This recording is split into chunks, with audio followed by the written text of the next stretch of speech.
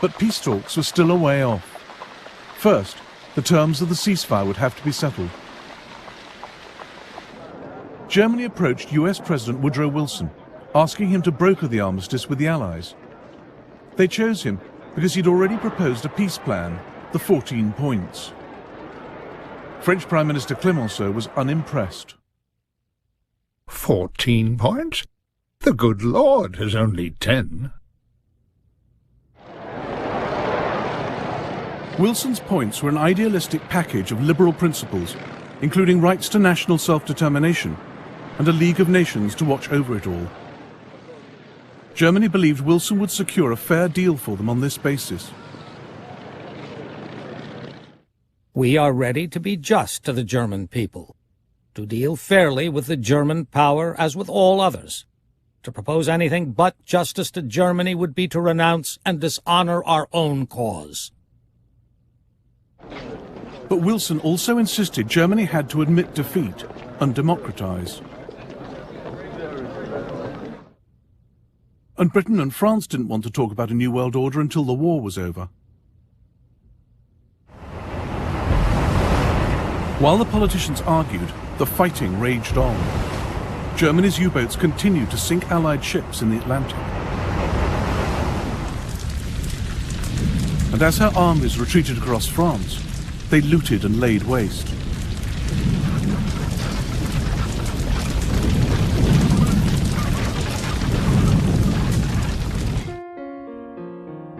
"14-year-old Yves Congar had kept a diary throughout the German occupation of his hometown of Sedan. He longed for freedom, but dreaded the price the French would have to pay for it.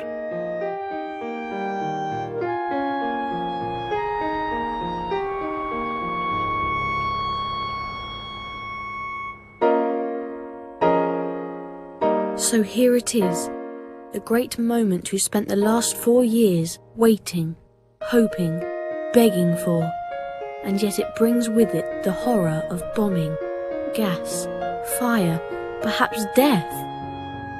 We may never see our friends again.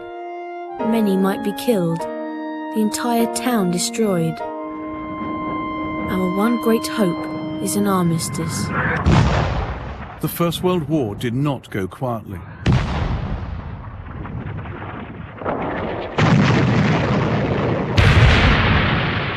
The final months were more lethal than the trench war of past years had been.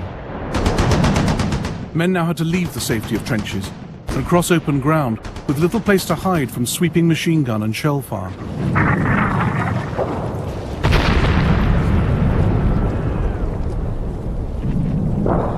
British casualties in autumn 1918 were higher than those exactly a year before, during the terrible Battle of Passchendaele, the epitome of trench slaughter.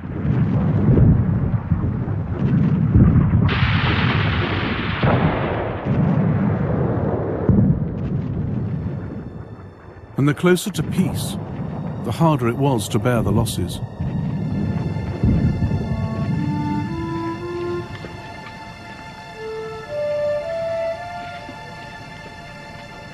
It was a slaughterhouse, just a mass of mangled flesh and blood. Bob's head was hanging off. You couldn't tell which was Harris and which was Kempton.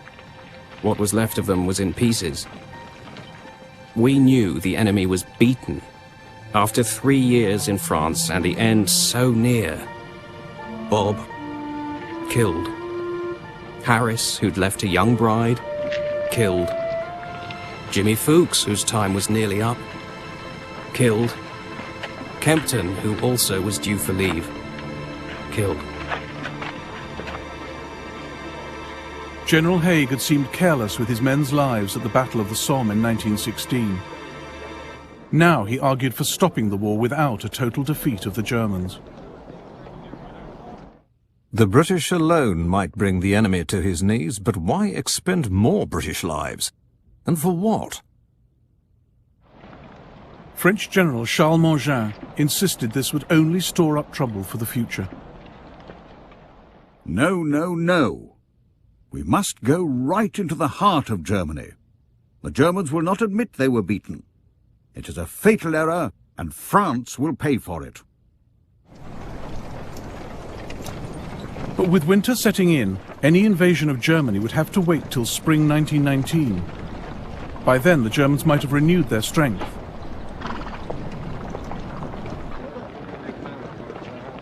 Marshal Foch believed France would get what she wanted by negotiation. No need to battle on to Berlin. So the Allies set out to achieve on paper what their armies had not done in the field: obtain Germany's unconditional surrender.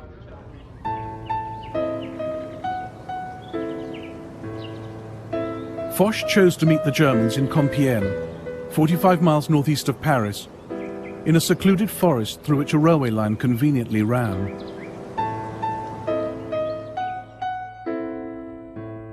In his train on the 8th of November, Foch handed the armistice conditions to politician Matthias Erzberger, leader of the German delegation. Erzberger was visibly shaken by the terms Germany would have to accept just to obtain a ceasefire. Germany would have to evacuate Belgium and France, surrender her fleet, and pay compensation. The Allies would continue their blockade, disarm the Germans, and occupy the left bank of the Rhine.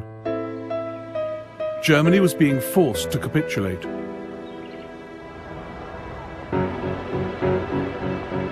Meanwhile, the country Erzberger represented was falling apart, its cities swept by revolution.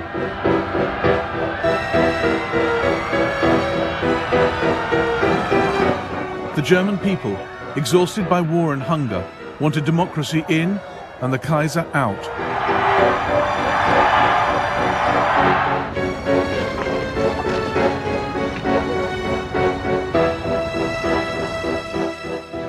But it was the German army which forced the Kaiser to abdicate. He asked his generals to turn the army against the people, but the generals refused.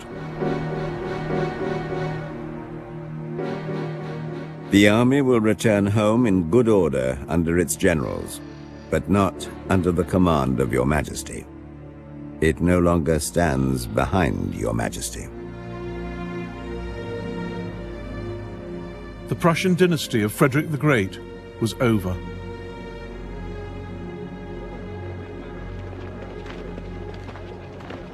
The next day, the Kaiser slipped into exile in Holland. He would live long enough to hear that Germany had beaten France in 1940. He never accepted that in 1918, his army had been defeated. For 30 years, the army was my pride. Now, after 4.5 brilliant years of war, with unprecedented victories, it was brought down by a stab in the back from the dagger of the revolutionaries at the very moment when peace was within reach.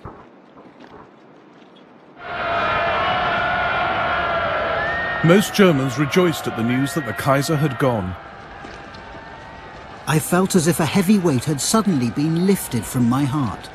This definitely means the armistice will be signed.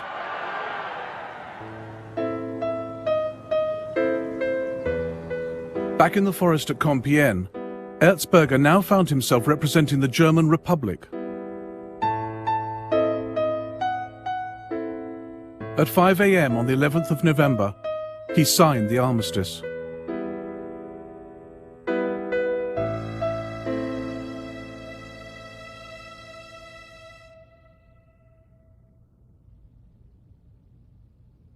Hostilities temporarily cease, 1100 today, when all offensive action will cease. Present outpost line to be maintained and no troops to pass east of it other than road etc. reconnaissance and working parties. No conversation with enemy to be allowed.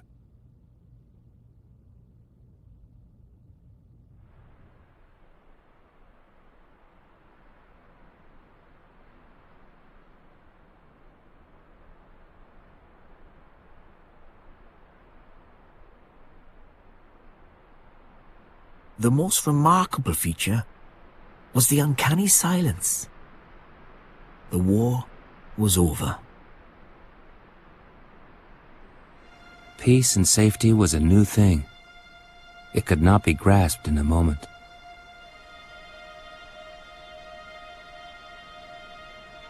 A dreadful blow.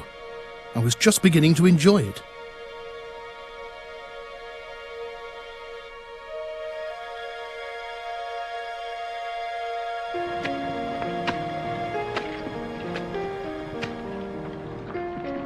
No more slaughter. No more maiming. No more mud and blood. No more shoveling bits of men's bodies and dumping them into sandbags. No more writing those dreadfully difficult letters to the next of kin of the dead. A strange and unreal thought was running through my mind. I had a future.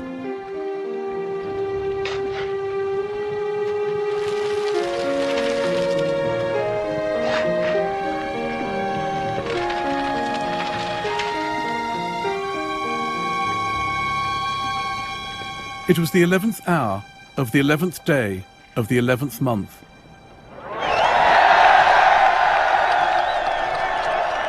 A great cheer arose all along the line.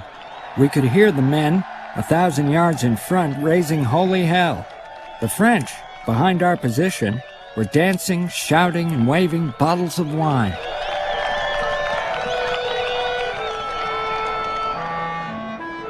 We were stupefied to see crowds of Boche running over to us between the minefields with their hands up and yelling like mad. They were crazy for cigarettes and chocolate. We had some burned rice that our boys wouldn't eat, and they fell on it like wolves.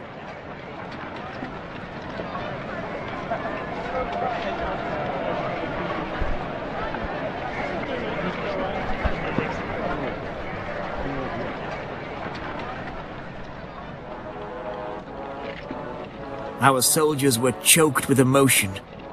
I thought about my family, about all the women of France. Except those who are alone and who cry.